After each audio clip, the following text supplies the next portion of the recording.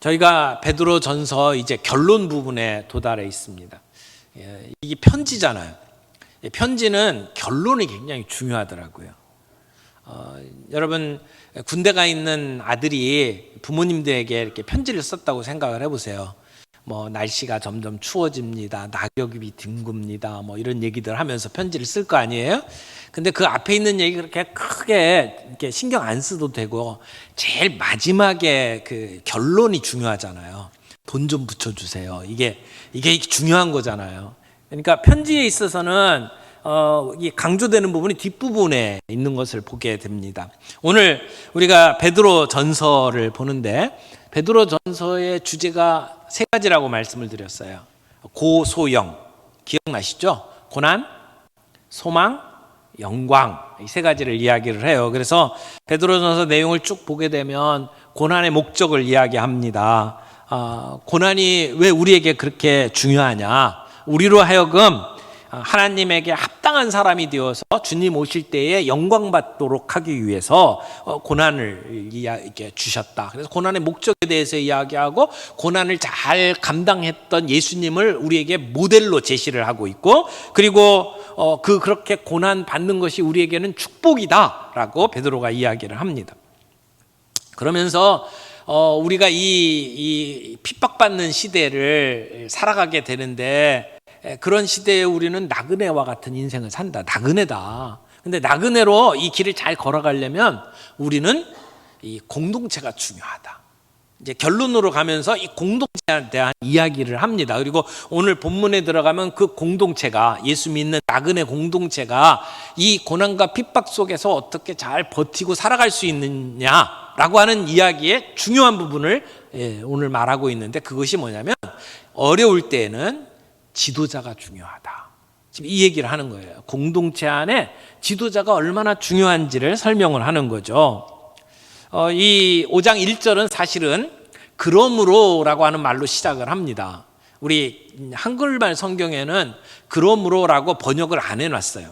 근데 영어 성경을 보게 되면 therefore라고 하는 말로 시작을 하고 있거든요. 그러니까 앞부분에 지금까지 4장까지 했던 말을 이어가면서 우리가 살아가는 시대는 고난을 받고 핍박받는 시대다. 그때는 우리 공동체가 정말 중요하다. 그러므로 우리 교회 지도자들에게 이렇게 말한다. 이렇게 연결이 되는 거예요.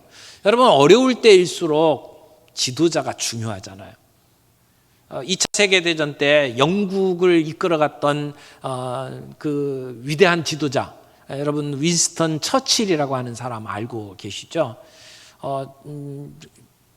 독일에서 그 폭격기가 와가지고 런던 시내를 완전히 초토화시키고 있던 그때, 전쟁에서 이길 것 같지 않고 너무너무 힘든 그러한 때, 그때 처칠이 수상이 됐어요.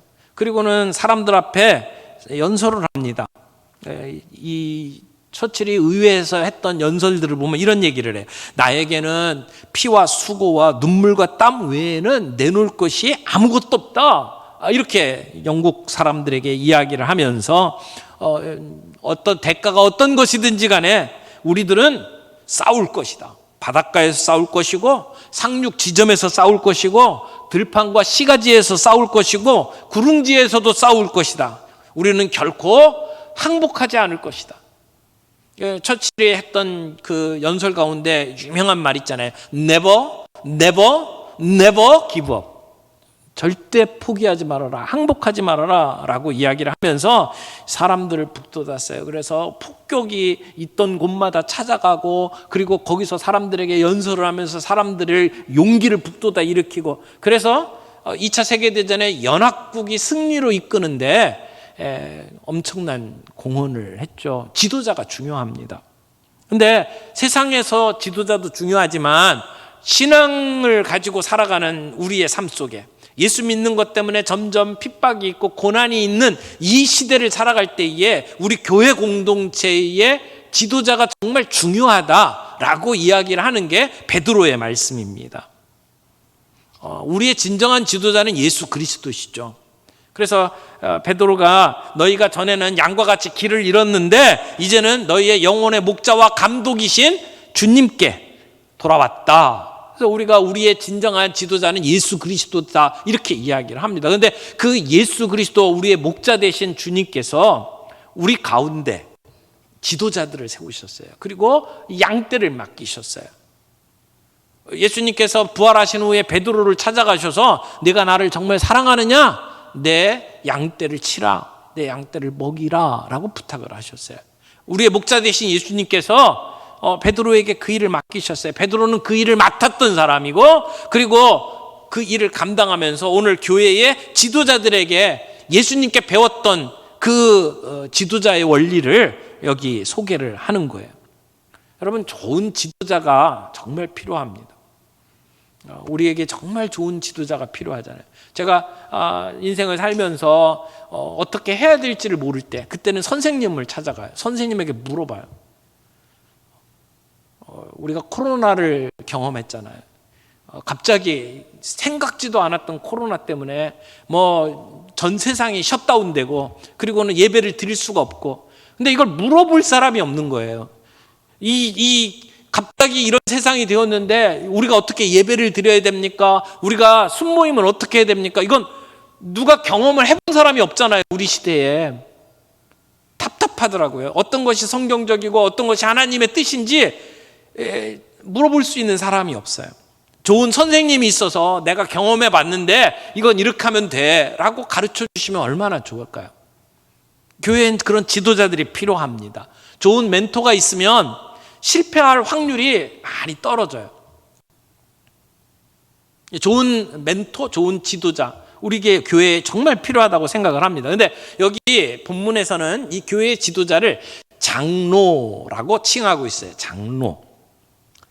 원래 이제 어떤 모임이든지 나이가 드시고 그리고 세상을 산 연륜이 있고 그리고 사람들에게 존경받는 사람들이 있죠. 그 사람을 장로라고 표현을 합니다. 일반적인 얘기예요. 그런데 여기 성경에서 말하고 있는 이 장로는 그런 개념만을 이야기하는 게 아닙니다. 성경에서 말하는 장로, 이제 뭐 다른 표현들도 많이 있어요. 이 같은 사람을 얘기하는데 표현을 다르게 하는 곳이 몇 군데 있습니다. 여기서는 장로라고 얘기했는데 다른 성경을 보게 되면 감독이라고 표현한 데도 있고요. 그리고 목사라고 표현한 데도 있어요. 그러니까 성경에 나오는 목사, 장로, 감독은 같은 사람을 얘기해요. 약간의 강조점이 다를 뿐이에요. 감독은 전체를 돌아보는 사람이죠. 슈퍼바이저. 그런 의미에서 행정을 하고 치리를 강조할 때는 감독이라고 하는 표현을 쓰고, 말씀을 전하고 사람들을 양떼를 돌보는 것처럼 사람을 돌보는 쪽에 강조점을 둘 때는 목사라고 하는 표현을 쓰고, 그리고 교인들을 이렇게 이끌어가는 측면에서 사람들 앞에 모본이 되고 어떤 결정을 내리고 이런 측면에서는 장로라고 하는 이름을 쓰고 있을 뿐입니다. 근데 이런 그 내용을 보게 되면 결국은 이 성경에서 말하고 있는 이 장로라고 하는 것이 결국 우리 교회 조직으로 따지고 보면 목사에게 주는 말이고 장로에게 주는 말이다 이렇게 말할 수 있어요. 그런데 오늘 본문이 꼭 목사와 장로에게만 주는 말씀은 아니라고 생각해요. 우리 교회 안에 영혼을 맡아서 양떼를 돌보는 일로 우리를 부른 경우들이 참 많이 있죠. 대표적인 경우가 저는 순모임을 이끌어가는 순장님이라고 생각해요. 순장은 비록 작지만 그 주님이 우리에게 맡겨주신 양떼를 돌보는 목자예요. 또 우리 교회에 아이들을 가르치는 멘토들이 있어요. 교사들이 있죠. 교사들도 하나님이 내게 맡겨주신 영혼들을 돌보는 목자라고 말할 수 있어요. 교회에서 이런 목자들이 참 많이 있습니다. 영혼을 돌보는 사람들, 말씀을 가지고 그 영혼을 살려내는 사람들, 먹이는 사람들, 그런 사람들을 여기 장로라고 이야기를 하는 겁니다. 오늘 베드로는 이 핍박이 다가오는 시대 앞에서 교회가 흔들리지 않도록 하려면 지도자가 중요합니다. 좋은 지도자가 절대적으로 필요합니다. 하나님 앞에 경건하고 그리고 성실하게 그 일들을 감당하는 지도자가 정말 중요합니다. 그렇게 이야기를 하면서 지금 그 지도자들에게 부탁을 하고 있는 거예요. 오늘 저와 여러분에게 주시는 명령이고 권면이라고 생각을 합니다. 지도자로 어떻게 살아가야 되는지에 대해서는 베드로가 누구에게 배웠을까요? 선생님에게 배웠겠죠. 예수님에게 배웠겠죠. 베드로는 예수님과 함께 동거하면서 그러면서 예수님에게 배웠던 예수님의 제자입니다. 예수님의 삶은 이 세상의 어떤 삶보다 가장 가치 있고 의미 있는 삶이었어요. 그걸 베드로는 옆에서 지켜보았습니다. 예수님께서는 자기에게 주신 사명을 다 이루시고 십자가에서 다 이루었다라고 외치고 돌아가셨어요. 자신의 주어진 삶의 목적, 사명을 다 이룬 사람, 예수님의 삶입니다. 그 삶을 옆에서 지켜봤던 베드로가 이 교회 지도자들에게 리더십의 중요한 원리를 오늘 우리에게 가르쳐 주고 있습니다. 오늘 이 말씀 가운데 크게 두 가지를 좀 함께 나누고 싶은데, 첫 번째는 지위로 인한 교만한 마음이 없어야 한다라고 하는 교훈을 함께 나누고 싶습니다. 지위로 인한 교만한 마음. 여러분, 베드로가 누굽니까? 오늘 우리식으로 표현하면 베드로는 예수님의 제자들 가운데 우두머리였어요. 사도들 가운데 최고였어요. 로만 캐톨릭 입장에서 보면 교황이에요. 일대 교황. 요즘에 교황이라고 그러면 거의 뭐 국가의 수반을 뛰어넘는 정도의 권위를 가지고 사람들을 이렇게 부릴 수 있잖아요. 이 베드로의 입장에서 지금 이 믿고 있는 사람들에게 편지를 쓰고 있다면, 그리고 그 교회 지도자들, 장로들에게 이 편지를 쓰고 있다면 대부분의 그 사람들은 베드로에게 교육을 받은 사람들일 거예요. 베드로의 영향을 받고 예수님을 믿었거나 아니면 교회의 지도자가 되기까지 베드로의 영향을 받았던 사람들, 그러니까 베드로의 제자라고 말할 수 있어요. 그랬던 그 사람들에게 베드로가 편지를 쓰면서 이렇게 편지를 쓰고 있습니다. 1절 말씀 보겠습니다. 1절, 너희 중 장로들에게 권하노니 나는 함께 장로된 자요 그리스도의 고난의 증인이요 나타날 영광에 참여할 자니라. 자기를 소개하는데 세 가지로 소개를 하고 있어요. 첫 번째는 나는 여러분과 함께한 장로입니다 라고 소개를 하고 있어요. 여러분, 세상의 지위를 가지고 생각을 한다면 가장 높은 수장이 되어서 사람들에게 명령할 수 있는 위치에 있는 사람 아닙니까? 모든 제자들 가운데 수제자, 우리 그런 표현들 굉장히 좋아하잖아요. 수석 목사, 수석 장로. 수석은 이렇게 놓고 보는 돌이 수석인데 왜들 그렇게 좋아하는지 모르겠어요.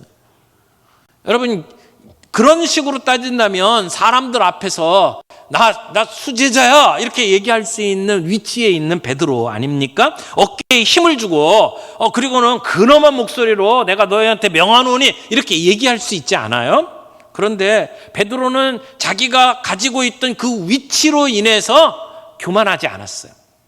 그리고 이 편지를 쓰면서 뭐라고 이야기합니까? 나는 여러분과 같은 동료입니다 라고 이야기를 하는 거죠.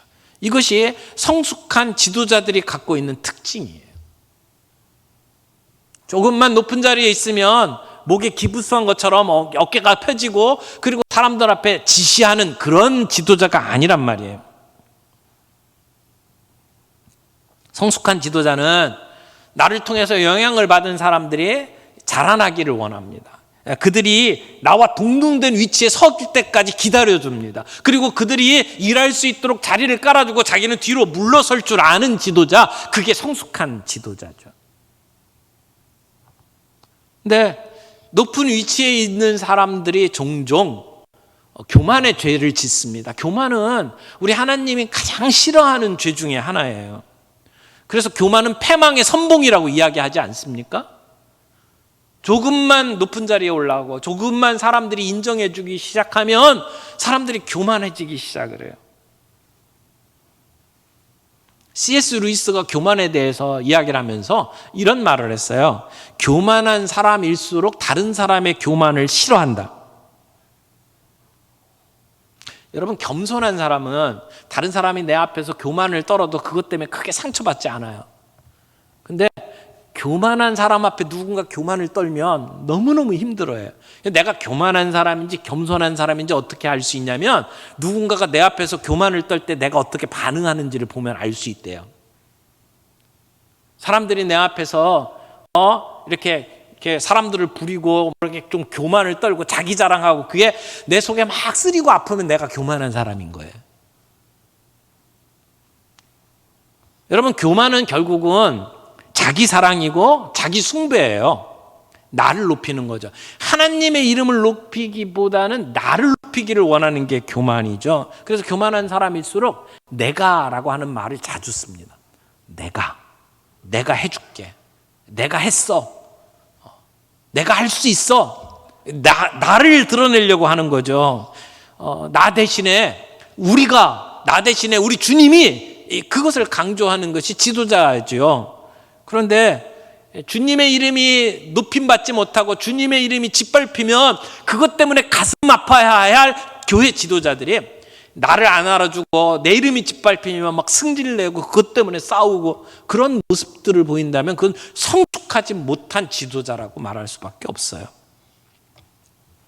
그런데 지금 베드로가 내가 여러분과 같은 동료 장로입니다 라고 소개하면서 자기를 뭐라고 소개를 하냐면 내가 그리스도의 고난의 증인입니다 라고 표현을 해요.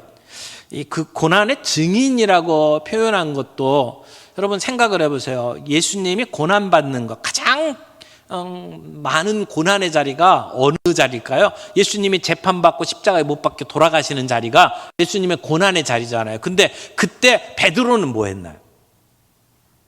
베드로가 자기를 사람들 앞에 자랑스럽게 내놓으려면 이런 얘기를 아마 하고 싶었을 거예요. 나는 예수님이 내가 누구냐라고 물어볼 때 내가 신앙 고백을 이렇게 했다. 내가 주는 그리스도시요 살아계신 하나님의 아들입니다 이렇게 고백했더니 예수님이 정말 기뻐하셨다 이런 얘기를 하고 싶었을 거 아니에요? 그리고 내가 교회를 세우는데 이 반석 위에 베드로 너 이름 위에다가 교회를 세우리라 그렇게 말씀하셨다 이런 이야기를 하고 싶을 거 아니에요? 근데 베드로는 그 얘기 안 해요. 지금 뭐라고 하냐면 고난의 증인이다 내가. 근데 그 고난의 증인 예수님이 재판받고 욕받고 그리고 매를 맞는 그런 자리에 있을 때 베드로는 그 고난이 두려워서 예수님을 모른다고 부인했던 사람, 무서워서 도망갔던 사람이에요. 가장 부끄러운 순간, 이 순간은 내 일생에 빼버리고 싶은 그 순간을 지금 베드로는 이야기를 하는 거예요. 내가 고난의 증인이라고요. 내게는 부끄러움이 있지만 그 부끄러움은 그렇게 중요한 게 아니라는 거예요. 나는 예수님이 고난당한 그 자리에 증인이었습니다. 그래서 나는 이제 바뀌었습니다. 그때 도망갔던 베드로가 이제는 예수님의 고난에 동참하잖아요. 예수님과 똑같이 매를 맞고 감옥에 갇히고 그리고 십자가에 매달려 죽는 자리에까지 갈 수 있었잖아요. 그런 그 자기의 부끄러움을 가지고 오늘 내가 고난의 증인이라고 이야기를 하는 거예요.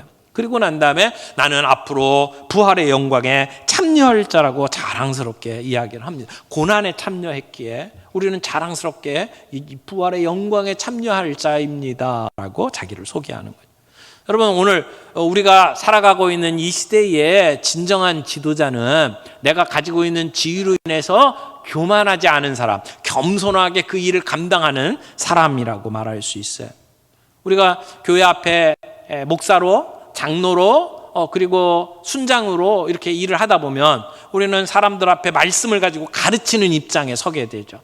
그리고 사람들에게 어떤 때는 칭찬을 받고 영광을 받는 그러한 일들을 많이 겪을 수 있잖아요. 그러다 보면 나도 모르게 겸손해져야 되는데 교만해지는 그러한 자리에 설 수 있다라고 하는 겁니다. 그래서 교만하고 그래서 몰락하는 경우들을 우리는 종종 보지 않습니까? 오늘 이 베드로 전서의 말씀을 통해서 우리가 붙잡아야 될 중요한 진리 하나는 우리의 지위로 인해서 우리가 교만하지 않았으면 좋겠습니다. 겸손하게 주님을 섬기는 자. 지금 베드로가 자기의 동료들을 향해서 함께 장로됐던 사람들에게 내가 여러분과 같은 장로 동료입니다 라고 소개하며 이야기를 했던 것처럼 오늘 우리들의 삶과 사역 속에 지위로 인해서 내가 가지고 있는 그 어떤 위치로 인해서 교만하지 않을 수 있기를 바랍니다. 두 번째는 오늘 교회 앞에 지도자로 부름받은 모든 사람이 꼭 지켜야 될 중요한 원칙, 두 번째는 양무리를 치는 목자의 마음이 있어야 된다라고 하는 것입니다. 2절 말씀 보겠습니다. 너희 중에 있는 하나님의 양무리를 치되 억지로 하지 말고 하나님의 뜻을 따라 자원함으로 하며 더러운 이득을 위하여 하지 말고 기꺼이 하며. 자, 여기 하나님의 양무리를 치되라고 이야기해요. 오늘 교회 지도자는 양무리를 치는 사람이에요. 이 양무리를 친다라고 하는 것은 가축을 돌본다라고 하는 의미를 갖고 있어요. 그런데 내 양무리를 치는 게 아니고 하나님의 양무리를 치는 거라고 이야기를 해요. 하나님이 하나님의 양무리를 맡겨주셨다라고 이야기를 하는 거죠. 근데 특별히 그 하나님의 양무리를 치는 목자의 이미지를 가지고 베드로가 이야기를 해요. 여러분, 교회 지도자들에게는 이렇게 말씀을 가르치는 역할도 있고 또 의사 결정을 하는 중요한 교회의 정책들을 결정하고 어떤 데 어떻게 돈을 써야 되고 이런 거 결정하고 사인하는 일들도 있어요. 행정적인 일도 있죠. 그리고 때에 따라서는 사람들, 믿지 아니하는 사람들에게 복음을 전하는 복음 전도자의 역할도 있죠. 근데 교회의 지도자들의 가장 중요한 역할 중에 하나는 양무리를 먹여 살리는 일이다라고 오늘 이야기를 해요. 양떼를 먹이는 일. 어떤 사람이 지도자냐? 양떼를 먹여 살리는 일을 하는 거예요. 회의하고 예산 집행하고 사인하는 것보다 더 중요한 것이 영혼을 돌보는 일이라는 거예요. 사람 키우는 일이라는 거죠.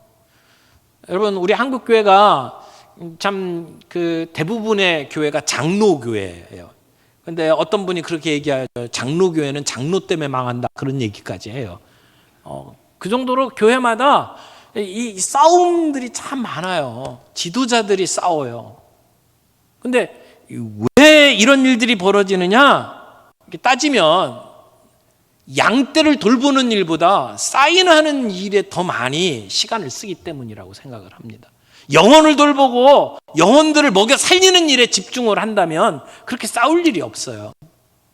근데 자기 파워를 보여주고 그리고는 내가 원하는 일들을 사람들이 따라올 수 있도록 만들려고 하는 그 욕심과 교만 때문에 교회 안에 다툼이 있는 것 아닙니까? 사도 바울이 이제 그 에베소에 있는 장로들을 불러서 말씀을 나눌 때에도 사도행전 20장 28절에 보면 여러분은 여러분 자신을 잘 살피고 그리고 양떼를 잘 보살피십시오라고 권면을 해요. 그럼 지도자는 양떼를 돌보는 일들을 감당해야 된다는 거죠. 우리 형제 자매들이 먹고 살 수 있도록 도와줘야 돼요. 뭘 먹는 거예요? 하나님의 말씀을 먹을 수 있도록 도와주는 거죠. 여러분, 우리 교회 안에 성도들은 하나님의 약물입니다. 내 약물가 아니에요. 하나님이 맡겨주신 약물이에요. 오늘 내게 하나님이 순원들을 맡겨주셨으면 그 순원은 내 순원이 아니에요. 하나님의 순원을 나에게 맡겨주신 거란 말이에요. 내 소유가 아니에요. 그러므로 함부로 대해서는 안 됩니다. 소홀히 대해서도 안 됩니다. 여러분, 우리 교회 안에서 뭐 이런저런 훈련도 하고 양육을 하잖아요. 근데 그 모든 제자훈련, 사역훈련, 무슨 양육 모든 것들의 그 최종 목표점이 뭐냐? 양떼를 돌보는 지도자를 세우는 일이에요. 내가 훈련을 잘 받았느냐 못 받았느냐의 그 판가름은 뭘로 알 수 있나요? 내가 양떼를 돌보는 사람이 됐느냐 아니냐를 보면 아는 거예요. 하나님은 교회 지도자들을 양떼는 돌보는 일로 부르셨다라고 하는 것 우리가 기억해야만 합니다. 그 무엇보다도 영혼을 살리고 그들을 돌보는 일, 이것이 교회 지도자들에게 가장 중요한 책임이다. 그러면 이런 목자로서 양떼를 돌보는 자에게 필요한 삶의 태도, 사역의 태도는 뭘까요? 세 가지를 여기 이야기하는데 첫 번째는 의무가 아닌 자원함으로 섬기십시오라고 권면합니다. 2절 말씀 봅니다. 너희 중에 있는 하나님의 양무리를 치되, 그 다음에 뭐라고 그랬어요? 억지로 하지 말고, 의무감이 아니고 억지로 하지 말고 하나님의 뜻을 따라 자원함으로 하며 자진해서 하라고 이야기를 합니다. 여러분, 하나님께서 우리에게 양무리를 맡기셨을 때에 억지로 하지 말고 자원함으로 하라고 이야기를 해요. 그런데 사실 우리 가운데 많은 분들이 순장 역할을 맡고 이제 교회의 교사, 멘토로 일을 맡게 되는 모습을 보면 제가 할게요. 그리고 자원해서 오는 사람 많지 않아요. 그 자리가 펑크가 나가지고 한 사람이 필요하니까 당신 와서 해달라. 그래가지고 끌려가고 일을 하는 사람이 굉장히 많거든요. 순장을 해라 그러면 전 못해요 막 계속 뒤로 빼다가 억지로 그 일을 맡는 경우들이 참 많이 있거든요. 그런데 성경에서는 뭐라고 얘기합니까? 억지로 하지 말고 자원함으로 하라 이렇게 이야기를 해요. 억지로 사역하는 사역자들이 종종 있습니다. 제가 들었던 이야기 가운데 정말 오랫동안 기억에 남는 얘기가 하나 있는데, 어떤 젊은이가 주일 아침에 이불을 뒤집어 쓰고 일어나질 않고 자고 있어요. 어머니가 불쑥 들어와가지고 야 일어나, 지금 당장 일어나야 돼. 그러니까 자던 그 젊은이가 아니 제가 꼭 일어나야 될 이유 3가지만 얘기 좀 해주세요. 그렇게 얘기를 했대요. 그랬더니 엄마가 야 오늘 주일이잖아. 우리 기독교인들은 다 주일날 교회 가는데 너 여기서 뭐하냐 그러더래요. 그랬더니 아이고 나 힘들어요. 그랬더니 2번째 이유를 대는 거예요. 야 예배 시간 45분밖에 안 남았는데 너 지금 진짜 샤워도 안 하고 뭐 하고 있는 거야? 그랬더니 아우 사람들이 다 싫어해요 나를. 그랬더니 그 엄마가 벌떡 이불을 잡아채면서 야 그래도 너 그 교회 목사잖아 그러더래요. 여러분, 우리가 주님이 맡겨주신 일들을 처음에 맡을 때는 억지로 맡았다고 하더라도 우리는 하나님이 내게 주신 그 일들을 자원하는 마음으로 감당해 나갈 수 있어야 된다. 베드로가 오늘 우리에게 얘기하는 거예요. 근데 여기 하나님의 뜻을 따라, 이 말은 2가지로 해석이 가능해요. 하나는 하나님의 뜻을 따라 우리가 이 사역을 맡아서 감당할 때에 우리의 뜻을 가지고 그 일을 하지 말고 하나님의 뜻을 따라서 일해라. 이 교회에서 내 뜻대로 해야만 속이 시원한 사람들이 종종 있어요. 내 주장만 강조를 하는 거죠.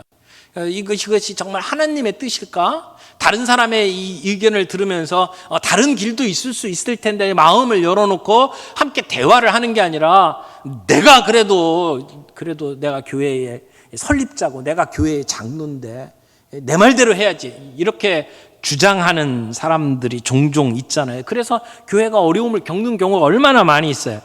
자기 뜻대로 하지 말고 하나님의 뜻대로 자원해서 일을 해라 라고 하는 말씀이 되기도 해요. 근데 이 본문을 가만히 보면 이게 하나님의 뜻이라고 하는 것보다 하나님을 따라라고 번역을 할 수도 있어요.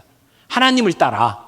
근데 하나님을 따라서 자원하라라고 하는 얘기는 하나님이 우리를 위해서 하신 모든 일들이 사실은 하나님이 자원해서 하신 일이잖아요.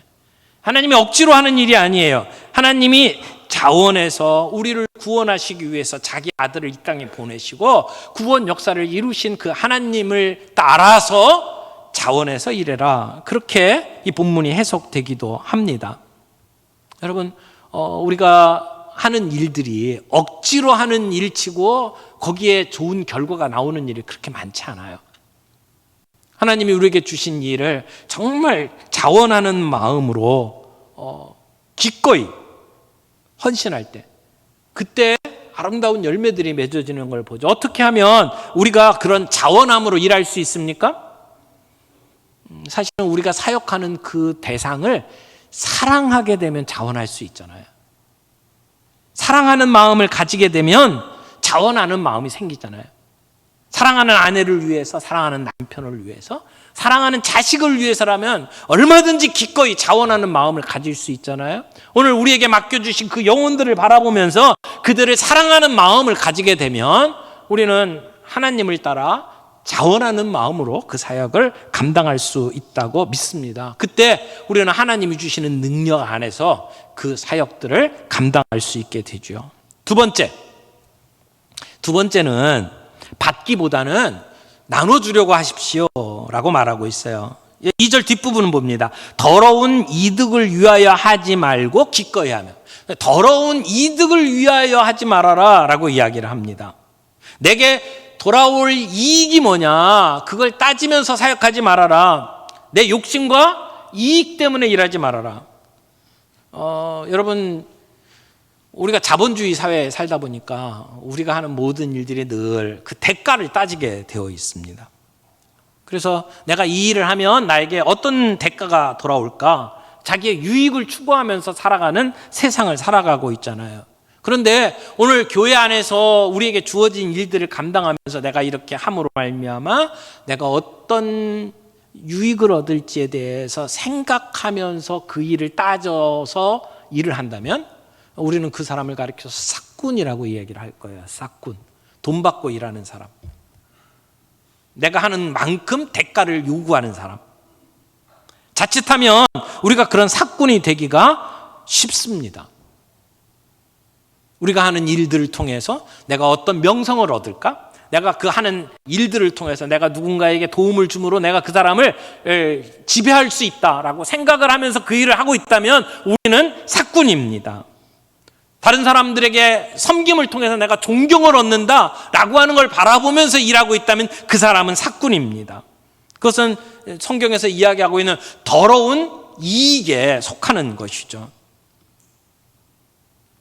꼭 돈만의 문제가 아니에요. 그것은 지배력의 문제, 그것이 사람들에게 얻는 명성과 칭찬의 문제일 수 있다라고 하는 것이죠. 그런데 여기 더러운 이익을 바라보면서 하지 말고 기꺼이 하며라고 하는 말도 두 가지 의미가 있다고 생각을 하는데, 하나는 간절함으로 하라 이렇게 해석을 할 수 있어요. 간절함으로 우리가 그 일을 감당할 때에 정말 그 내가 섬김을 통해서 그 사람들이 변화되고 그 사람들이 하나님의 나라의 귀한 일꾼이 되고 그런 것들을 바라보는 소망 가운데 간절함으로 그 일을 감당하라라고 이야기를 하는 거죠. 여러분, 우리가 지도자로 다른 양떼들을 돌보는 일을 하면 늘 기쁨과 그리고 평안과 그리고 내 마음속에 뿌듯함과 이런 것으로만 채워지는 건 아니에요. 사람과의 관계에서는 늘 상처가 있어요. 속상할 때가 있어요. 마음이 상해요. 여러분, 그럴 때 가만히 나를 한번 좀 살펴볼 필요가 있다고 봅니다. 내가 왜 화가 났을까? 내가 왜 상처받을까? 나를 가만히 살펴보면 내 사역에 뭔가 문제가 있는 것을 발견할 거예요. 하나님의 이름이 짓밟힘 당한 것 때문에 내가 화가 날까? 아니면 내 인격이 모독당하고 내가 사람들 앞에 인정받지 못하는 것 때문에 내가 화가 날까? 왜 화가 날까? 그래서 내가 화가 나고 내 마음이 속상한 것이 내 이익과 관련되는 것에서 온다면 그건 우리가 주님 앞에 회개해야 될 부분이라고 생각해요. 그렇게 더러운 이익을 위해서 일하지 말고 하나님의 뜻을 바라보면서 간절한 마음으로 또는 진실한 마음으로 그 일들을 감당해야 된다라고 이야기를 하는 것이죠. 사랑하는 성도 여러분, 우리가 정말 우리 이웃들에게 좋은 영향을 끼치는 일에 우리의 시간과 우리의 물질을 투자할 수 있기를 바랍니다. 내가 받는 것보다 줄 때, 그때 놀라운 역사가 일어나요. 그때 우리 이웃에게 영향을 끼칩니다. 내가 더러운 이익을 위해서 일하는 것이 아니라 기꺼이 진실함을 가지고 그들에게 나눠주는 사역을 감당할 때에 우리를 통해서 하나님이 일하시는 놀라운 역사를 우리가 경험하게 될 줄로 믿습니다. 세 번째는요, 지배하려고 하기보다는 본이 되십시오 라고 이야기를 해요. 자, 5장 3절 말씀입니다. 3절에 보면 맡은 자들에게 주장하는 자세를 하지 말고 양무리의 본이 되라. 여러분, 지도자는 어떻게 양무리를 먹여 살려야 합니까? 주장하는 자세를 하지 말고 지배하려고 하지 말고 대신 본이 되십시오 라고 이야기를 합니다. 여러분, 세상의 리더십은 지배하는 리더십이에요. 군림하는 리더십이에요. 그래서 세상 이방 왕들과 똑같이 지배하거나 군림하려고 하지 말고 너희는 섬기는 자가 되라. 예수님의 리더십이에요. 오늘 예수님은 베드로에게 그런 섬김의 리더십을 보여줬고, 베드로는 그 예수님을 따라서 지금 이 동료 장로들에게 그렇게 이야기를 하는 겁니다. 지배하려고 하지 말아라.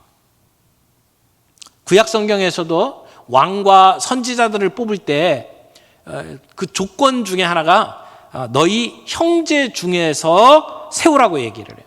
형제 중에서 세우래요. 왕과 선지자들을.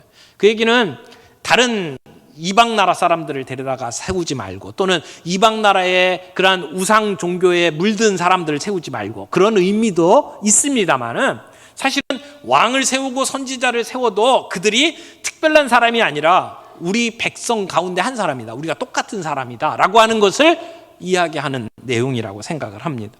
우리가 교회 안에 지도자를 세우는 것도 따지고 보면 우리 같은 지체 중에 하나일 뿐이지, 그 사람들의 그 신분이 높고 낮은 게 아니란 말이에요.